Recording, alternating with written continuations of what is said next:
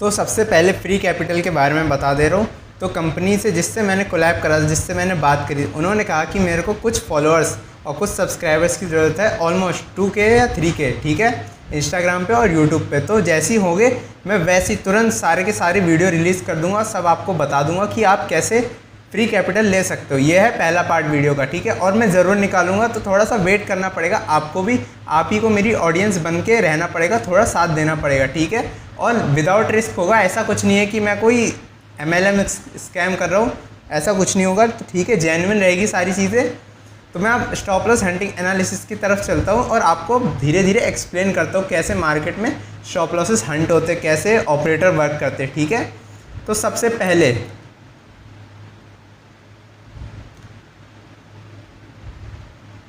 तो सबसे पहले मार्केट में एक ट्रैपी रेंज थी, ठीक है। ट्रैपी रेंज से मेरा क्या मतलब है, दोनों मार्केट एक ऐसी रेंज में था जहाँ पे कल मार्केट टाइम बिता रहा था, टाइम यहाँ पे फंसा के रखा था। तो जब मार्केट ऐसे फंसता है तो स्टॉप लॉसेस ऊपर भी अवेलेबल हो जाते हैं, स्टॉप लॉसेस नीचे भी अवेलेबल हो जाते हैं, क्योंकि कुछ को लगता है कि मार्केट ऊपर जाएगा, कुछ को लगता है कि मार्केट नीचे जाएगा। तो यहाँ ट्रेड करना रिस्की रहता। तो मैंने ये डिसाइड करा था सुबह कोई कि मैं इस रेंज के बाहर ही ट्रेड करूँगा, वरना नहीं करूँगा ट्रेड, ठीक है। और सेम निफ्टी में भी था, क्योंकि दोनों इंडेक्स साथ में वर्क करते हैं, ऑपरेटर दोनों में साथ में वर्क करते हैं। मैं जो जो इंपॉर्टेंट पॉइंट्स बताता जा रहा हूँ आप लिख लेना, क्योंकि काफ़ी लोग होंगे जिनको ये पॉइंट पता नहीं होंगे। ये सारी चीज़ें लोग कोर्स में भी नहीं रखते 2-2, 3-3 लाख की। तो मैं आपको जो जो बताऊँगा आप लिखते चलना वो चीज़ें, ठीक है। कि जो ऑपरेटर है दोनों इंडेक्स में वर्क करते हैं, तो ब्रेकआउट्स ब्रेकडाउन सेम टाइम पे जो आते हैं वहीं जेन्युइन होते हैं। लेकिन यहाँ पे क्या हुआ, मार्केट में इस वाले बैंक निफ्टी में 9:49 पे ट्रैपी रेंज को तोड़ दिया, ठीक है।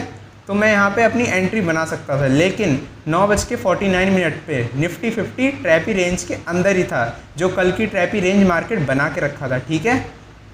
तो यहाँ मैंने ट्रेड लेना ज़रूरी नहीं समझा, मैंने अवॉइड करा, क्योंकि अवॉइड करना बेटर है लॉस लेने से अच्छा। क्योंकि अगर मैं यहाँ पे ट्रेड बना लेता तो यहाँ प्रीमियम देख लो कितना स्लो चल रहा था, तो यहाँ मेरा एनीवे लॉस ही होता, ठीक है। यहाँ भी मैं फंस सकता था, क्या पता मार्केट उल्टा रिवर्स कर जाता। तो मैंने अवॉइड करा इस चीज़ को, ठीक है। और उसके बाद मार्केट पूरा दिन ना कोई डायरेक्शन में था, ना उसने कोई परफेक्ट प्राइस एक्शन बनाया ताकि हम एंट्री कर सके, तो मैंने अवॉइड करा। और आपको ये बात भी शायद नहीं पता हो, मार्केट 9:15 से लेके 9:30 तक कल के जो स्टॉप लॉस है, मतलब जो कल की ट्रैपी रेंज है, मतलब जो लास्ट टाइम स्टॉप लॉस बने थे, उनको हंट करने के लिए रश करता है, ठीक है। तो वहाँ ट्रेड लेना आपके लिए बहुत ज़्यादा रिस्की होगा। वहाँ जो ट्रेड लेते हैं उनका कम से कम मिनिमम 5 to 7 ईयर्स एक्सपीरियंस होता है, ठीक है। तो हम वहाँ ट्रेड अवॉइड ही करते हैं मोस्ट ऑफ द टाइम, ठीक है। अब चलते हैं दूसरे पार्ट की तरफ वीडियो में। तो कहाँ ट्रेड बनाई जा सकती थी, तो मार्केट ने पूरे दिन तो कोई प्राइस एक्शन फॉलो करा नहीं, लेकिन उसके बाद यहाँ पे एक जेन्युइन ब्रेकआउट दिया। एक और चीज़ बता दे रहा हूँ, आप नोट कर लेना, जो जेन्युइन ब्रेकआउट होते हैं वो या तो 30 मिनट कंसोलिडेट होता है मार्केट उनमें, या 40 मिनट, या तो 55 मिनट। मतलब मान लो मार्केट एक ट्रेंड लाइन के नीचे 30 to 40 मिनट कंसोलिडेट कर रहा है या घूम रहा है, तो वो ब्रेकआउट जेन्युइन रहेगा और दोनों इंडेक्स में सेम टाइम पे आएगा, ठीक है।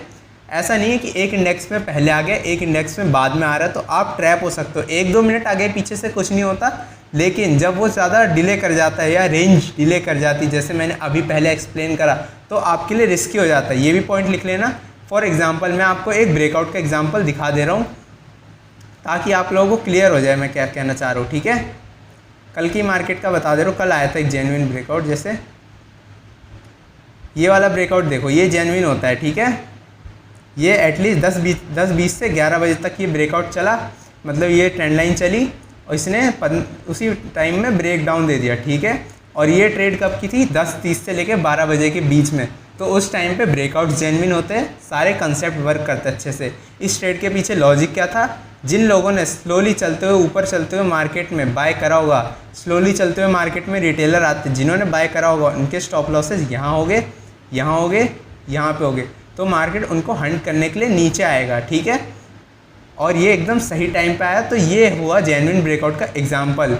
बट आज के दिन की बात करी जाए तो मार्केट ने कोई जेन्युइन ब्रेकआउट नहीं दिया और पूरे दिन ट्रैप करने की कोशिश करता रहा उल्टे सीधे साइड। तो ये एक ऑप्शन सेलर के लिए मार्केट अच्छा था, but without direction. Option seller को भी यहाँ डायरेक्शन नहीं मिल रही थी कोई, कैसे एंटर करा जाए। मार्केट कभी प्रीमियम बढ़ा दे रहा था, कभी प्रीमियम गिरा दे रहा था। लेकिन उसके बाद मुझे एक जेन्युइन टाइप का ब्रेकआउट दिखा, जेन्युइन टाइप का, ठीक है।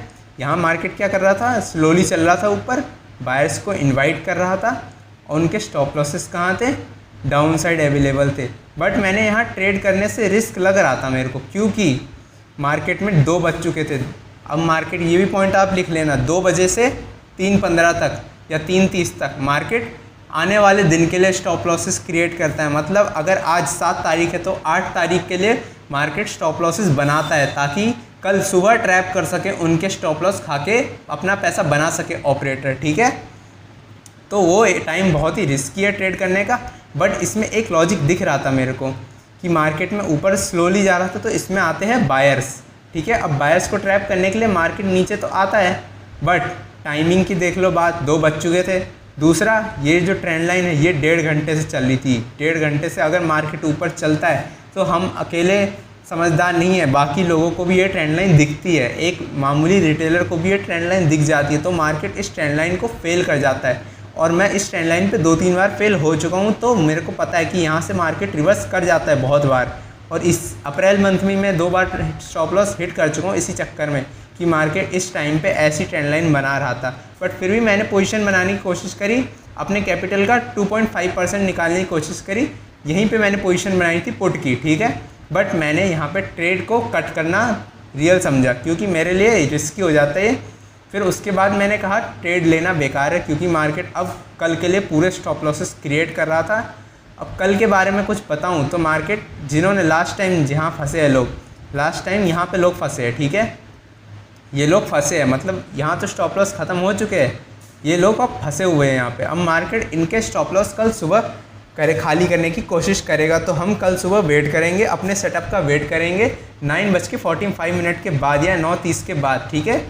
तो इतना ही था आज की वीडियो में। मैं कल भी ऐसी वीडियो, और मैं लाइव ट्रेड भी अपलोड करने की कोशिश करूँगा। आज लाइव ट्रेड नहीं अपलोड कर पाया क्योंकि आज कोई जेन्युइन लाइव ट्रेड बनी ही नहीं थी, ठीक है। तो कल से मैं लाइव ट्रेड भी अपलोड करूँगा, शॉर्ट्स भी अपलोड करूँगा, ठीक है। और वेरीफाइड PNL भी अपलोड करता चलूँगा मैं। आज तो पोर्टफोलियो मेरा दिख नहीं रहा है, आज कोई ग्लिच कर रहा है, तो कल से अपलोड करता चलूँगा, ठीक है। अब बने रहना ऐसी वीडियोज़ में।